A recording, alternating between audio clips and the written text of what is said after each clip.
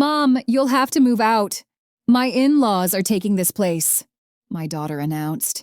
I stayed silent, packed all my belongings, and walked out with the keys. The next day, she was blowing up my phone in tears. When my husband Eli passed, it was like the world cracked open. I didn't know what to do with myself. But my daughter Taran, she needed me. She was drowning in grief, raising toddler twins with a husband, Niles, whose job kept him gone more than home. I told myself I'd stay just a few months, long enough to help her get steady. I packed up my life, moved into their spare room, and jumped in. Mornings were for packing lunches, peanut butter sandwiches, sliced apples, goldfish crackers. Afternoons were laundry, folding tiny superhero shirts while the twins napped. My pension check filled the gaps their paychecks couldn't. Groceries, electric bills, daycare deposits. I didn't think twice about it. That's what you do for family, right? You show up. At first, it felt good to be needed. I'd wake up at dawn, brew coffee, and get the house humming before anyone stirred. Taryn would hug me and say, "Mom, you're a lifesaver." The twins would climb into my lap, giggling, calling me grandma. But months turned into years and something shifted. The thank yous faded. My help wasn't a gift anymore. It was expected. I started feeling like a ghost in their house. Taryn stopped inviting me to dinner. The twins started calling Niles' mom Betty, Grandma, even though she lived across town and barely visited. I'd mention Eli, just to keep him alive in conversation, but I'd get silence, like he was a song no one wanted to hear anymore. I stayed anyway. I cooked their meals, adjusted to their thermostat locked at a chilly 68 degrees, ignored the eye rolls when I cranked up my crime shows. I told myself I was lucky to be near my grandkids, that this was what my 60s were supposed to look like. Useful, even if nobody said it out loud. But last Tuesday night, everything changed. I was folding the boys' socks, matching tiny pairs, when Taryn walked into the laundry room, holding her phone like a shield. "Mom," she said, barely looking at me. "Niles' parents are moving in." I blinked, a sock still in my hand. "They're visiting?" I asked. "No," she said. "Moving in for good." "We need the space," I laughed, thinking it was a joke. No smile came. "You'll need to leave by the end of the month," she said, arms crossed, face flat. I laughed again, louder because it sounded like a bad TV line. But she meant it. I set the socks down, slow, like moving carefully would keep the world from tilting. I walked past her, calm, quiet, and caught sight of a family photo on the shelf. One I'd framed, one I'd printed, except I wasn't in it anymore. The office door was open, boxes already stacked inside. By morning, Taryn knocked on my door like I was a guest. "Hey, can you start packing your non-essentials?" "We need to make room for the in-laws' non-essentials." I looked around my room. My quilt, my bookshelf, my lamp. Everything was essential to me. But I nodded. "Sure." Later in the kitchen, stirring a pot of chili, she popped in again. "Oh, quick thing. Betty's allergic to strong smells." Maybe ease up on the curry and garlic I kept stirring, nodding again. That night, I overheard them in the living room. I was carrying towels, paused behind the half wall. "We'll put Betty in the master," Taryn said. "Dorian can have the guest room." Niles asked, "What about Mom?" A pause. Then Taryn, casual as anything, "She can go wherever. Maybe the boys can bunk together." I crept back to my room, chest tight, towels forgotten. I wasn't just being pushed out. I was being erased. The house started changing. My coffee vanished from the pantry, replaced by instant packets. The thermostat dropped to 66. No blanket offered. At dinner, Betty's chair was already set by the boys, like she'd claimed it before arriving. My chair stayed tucked in a corner, untouched. The twins stopped asking for bedtime stories. Taryn said they were too old. I started eating alone in my room, watching old home movies with the volume low, Eli's laugh crackling through the speakers. Late at night, I'd walk the house barefoot, flicking on the porch light, checking locks, folding stray blankets. It was the only time it felt like mine. I met my friend Camille at Finch's Cafe, our usual spot, but I was quieter than usual. She stirred her tea, watching me. "They're not easing you out," she said finally. "They've already erased you." I laughed, more breath than sound, but her words stuck. Back home, I opened my laptop and checked my bank account. I'm not one to tally up love in dollars, but I needed to see it. Month by month, I tracked it. Grocery runs, utility bills, checks to Taryn for extras.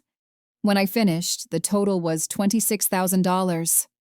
$26,000 from my fixed income, quietly keeping their family afloat. Unthanked. I pulled out an old folder from when I'd almost bought a condo after Eli died. I was days from signing when Taryn called, crying about daycare costs doubling. I'd wired her the deposit the next day. She'd promised to pay me back.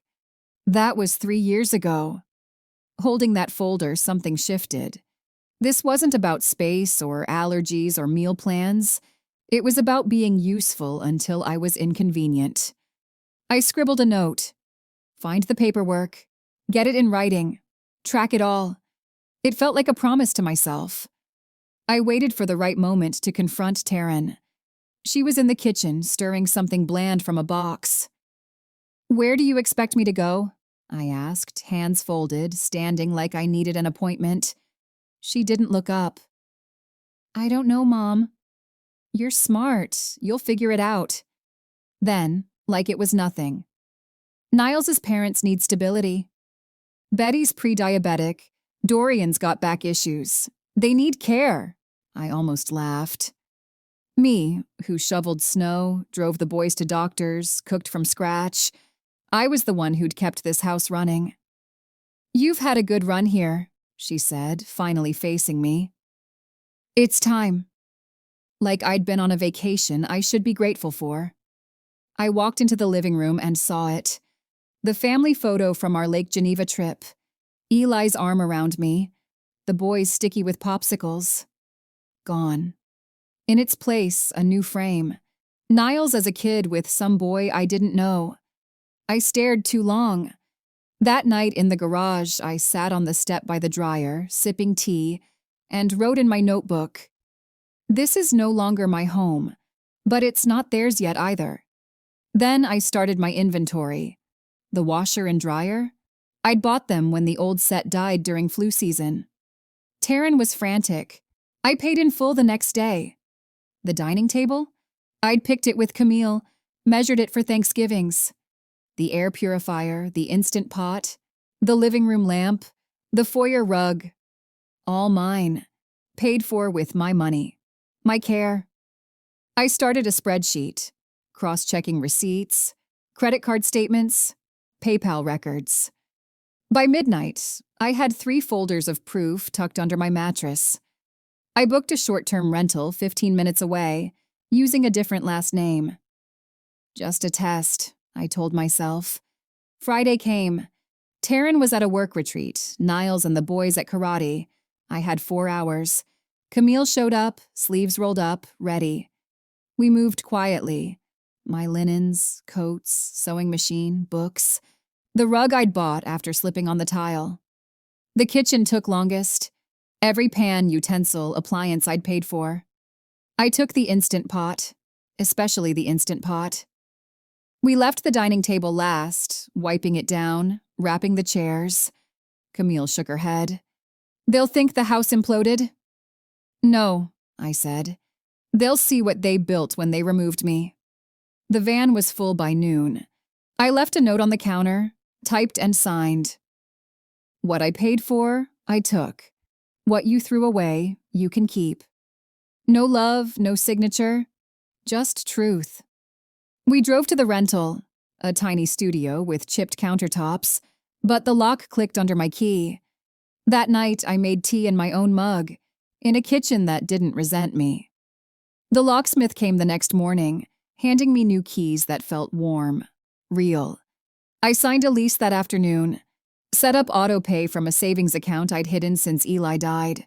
Then Leota, from Unit 3B, knocked with a tin of cookies. "We play cards Thursdays in the rec room. Come." I said yes before I knew why. That night I sat with her and 3 others, laughing over bad hands and decaf. Nobody expected anything but me being there. I ate scrambled eggs on my futon, under a lamp I chose, and felt a knot in my chest loosen. The calls started at 9:13 a.m. Taryn, annoyed. "Did you take more than you needed?" "The fridge is empty." "Where's the Instant Pot?" By noon, 5 calls. By the 6th, she was unraveling. "The twins are crying. The stove's not working." "Did you take the washer?" Yes, I had. By the 10th, her tone shifted. "I didn't mean for you to feel unwanted." The 11th, after dark. "The boys keep asking where you are." "I didn't think you'd leave." I turned the ringer off. At the lawyer's office, Miss Howren reviewed my receipts. "You're a contributing tenant. You could claim reimbursement or walk away. I didn't want their money.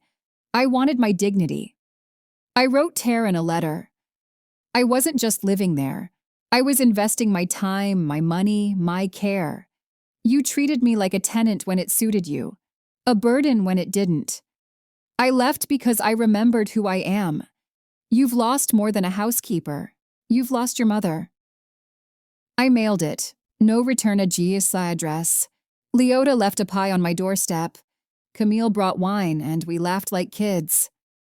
A few days later, a crayon drawing came in the mail. A tiny house, stick figures, Grandma's house, scrawled at the top. I pressed it to my chest, then stuck it on my fridge. I don't have a big dining room anymore, but I have peace. And for the first time in years, I'm not just in a house. I own the space inside me.